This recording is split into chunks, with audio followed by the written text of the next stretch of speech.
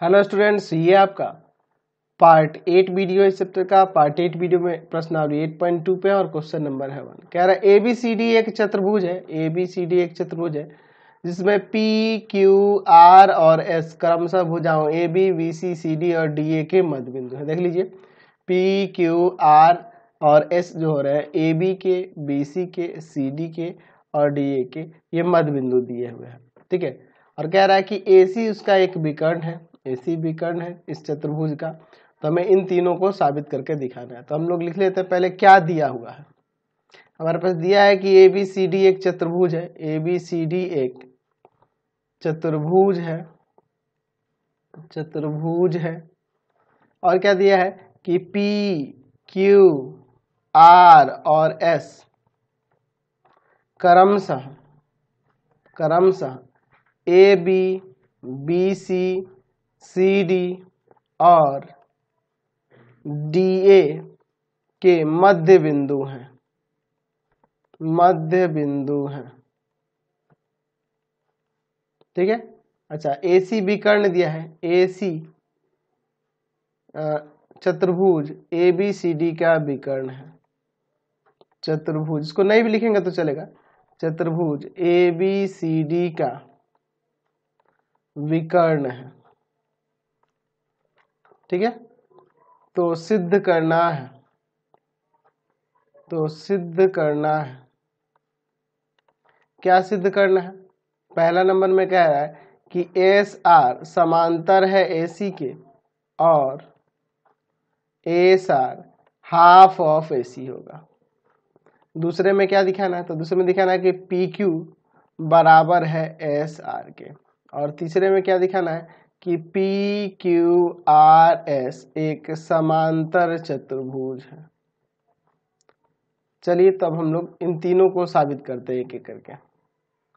ठीक है, चलिए अब देखिए यहां पर मैं क्या करता हूं। सबसे पहले हम लोग दिखाएंगे कि यह एस आर जो है ना समांतर है एसी के और हाफ है एसी का।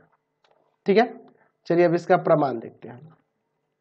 हम लोग देख रहे हैं यहां पर कि आर तथा एस, मैं यहां पे बात करूंगा, इस त्रिभुज में चलूंगा ए डी सी में, त्रिभुज ए डी सी में आर तथा एस क्रमशः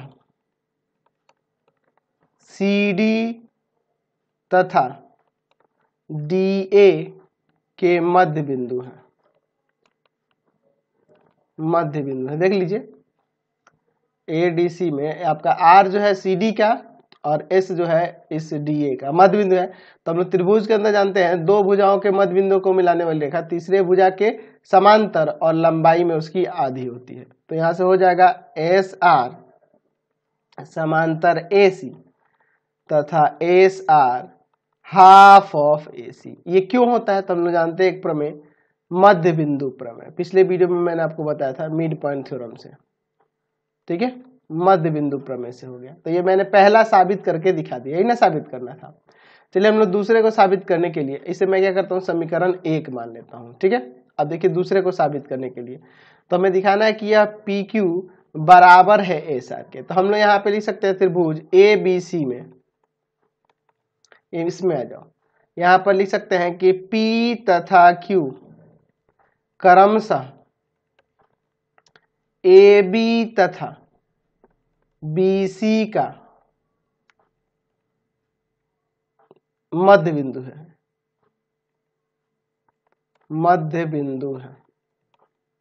देख रहे हैं ये P और Q, ये AB का और BC का मध्य बिंदु हो रहा है। तो यह इस त्रिभुज के दो भुजाओं, त्रिभुज ABC की दो भुजाओं AB और BC की मध्य बिंदुओं को मिलाने वाली जो रेखा होती है, यानी ये जो PQ होगी, रेखाखंड जो PQ होगा, यह समांतर होगा AC के तथा PQ जो होगा हाफ होगा AC का। कैसे हुआ? तो वही मध्य बिंदु प्रमेय से, मध्य बिंदु प्रमेय से। ठीक है, अब देखो इसको मैं समीकरण 2 ले लेता हूं, लिखूंगा समीकरण 1 तथा समीकरण 2 से। अच्छा देखो, यह PQ AC के समांतर है और ये एस आर भी ए सी के समांतर, तो ये दोनों आपस में समांतर हो जाएंगे ना, पी क्यू समांतर हो जाएगा एस आर के, तथा पी क्यू हाफ है ए सी का और एस आर भी हाफ है ए सी का। इन दोनों समीकरणों से देख रहे हैं ना, यहाँ से पी क्यू बराबर नहीं हो जाएगा एस आर। तो ये आपका सेकेंड वाला प्रूफ हो गया, यहाँ से सेकेंड वाला यहाँ से हमने दिखा दिया। अच्छा, मैं थर्ड वाले की बात करूं तो हम देख रहे हैं कि यहाँ पर इस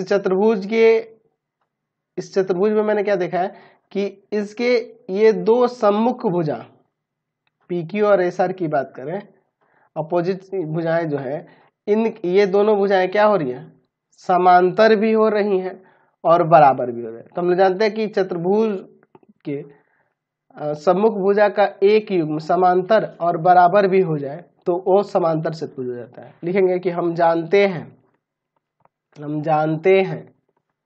कि चतुर्भुज के सम्मुख भुजा का एक युग्म बराबर तथा समांतर हो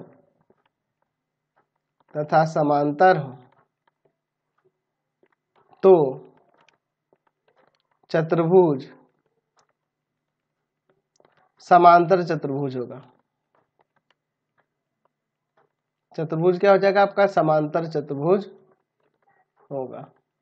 तो यहां से इसलिए कह सकते हैं कि पी क्यू आर एस एक समांतर चतुर्भुज है,